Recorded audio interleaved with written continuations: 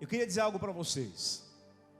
O nosso Deus, isso é uma introdução para a gente depois entrar na palavra. Ele não é um Deus esquizofrênico.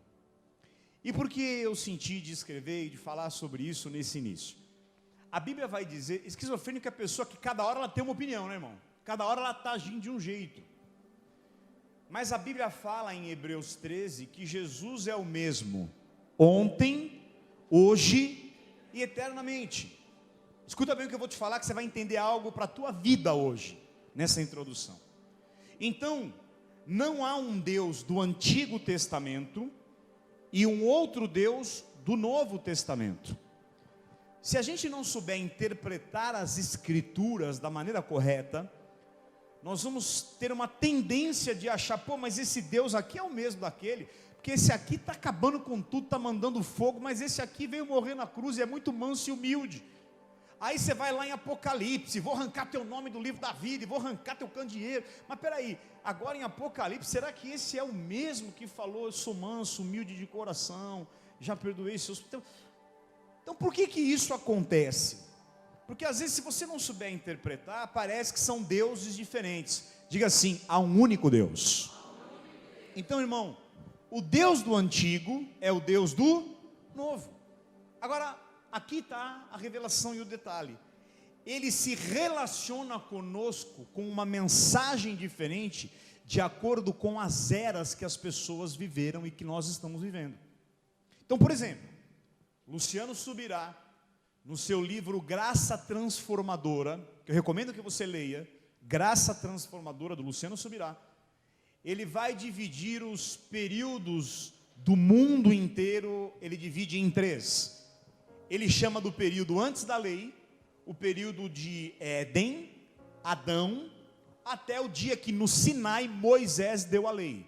Então ele chama esse primeiro período, do Jardim do Éden, até o dia que que Moisés no Sinai recebeu e deu a lei, ele chama do período antes da lei.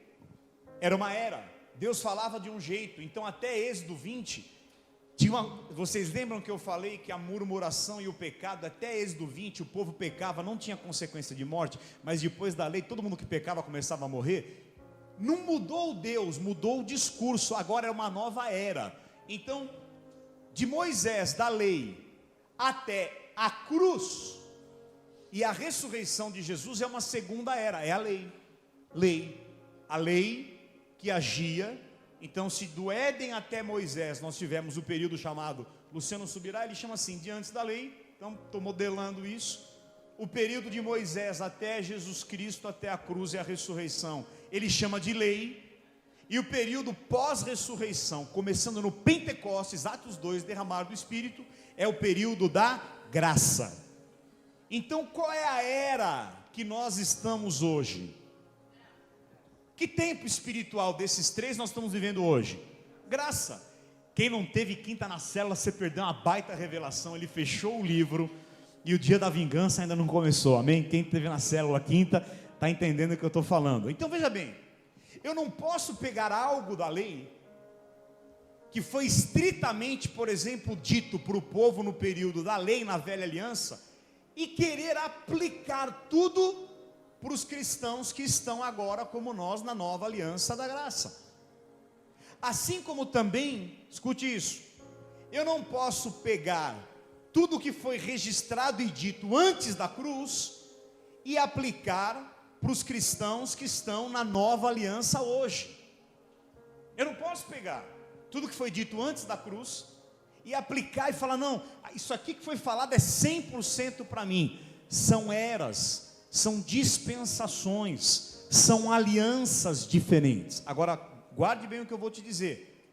Poxa, bispo, mas e a Bíblia? Sim, é possível eu extrair princípios e aprender coisas com Deus de todas as passagens da Bíblia, de Gênesis ao Apocalipse, sim ou não?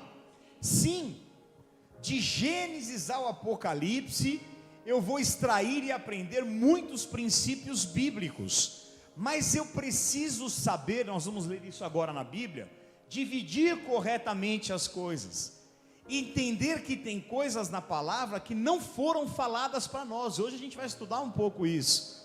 E tem outras coisas na palavra que sim, elas foram faladas 100% para nós. Então, de Gênesis a Apocalipse é Deus.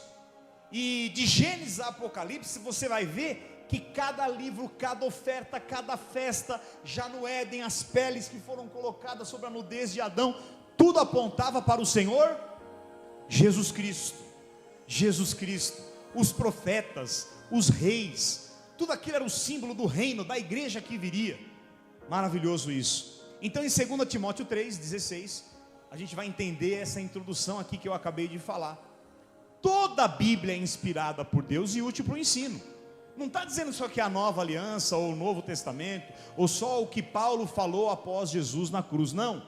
Diga comigo, toda a Bíblia é inspirada por Deus, útil para o ensino, repreensão, correção, para educação na justiça, a fim de que o homem de Deus seja perfeito e perfeitamente habilitado para toda boa obra.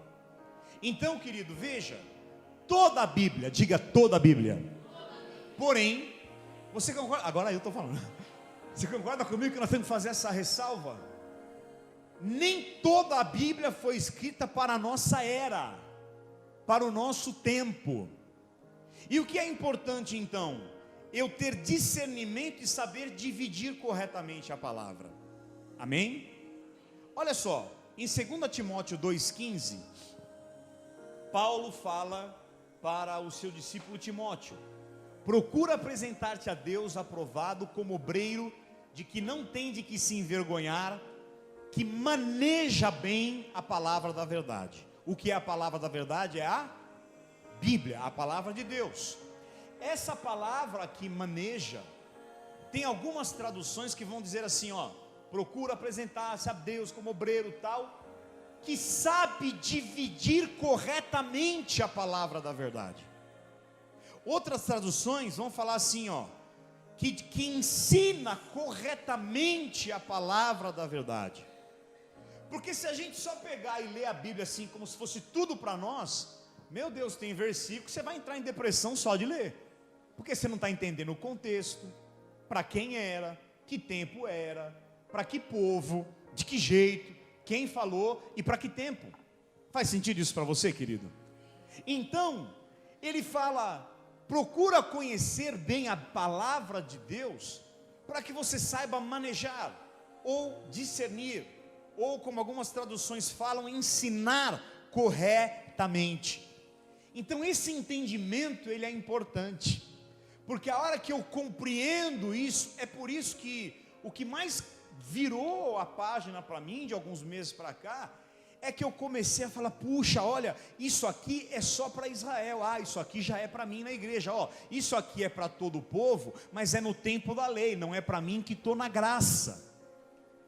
Então é daí, queridos, que vem muito medo, dessa falta de discernimento, de dividir corretamente, de ensinar corretamente, de manejar corretamente, é que às vezes vem dúvidas que a gente tem, tipo, será que eu vou perder a salvação? Ou será que realmente meus pecados estão perdoados? Ou o que eu tenho que fazer para ser próspero? Quais são as campanhas? O que eu tenho que agir? Quais são as minhas obras para eu ser justo?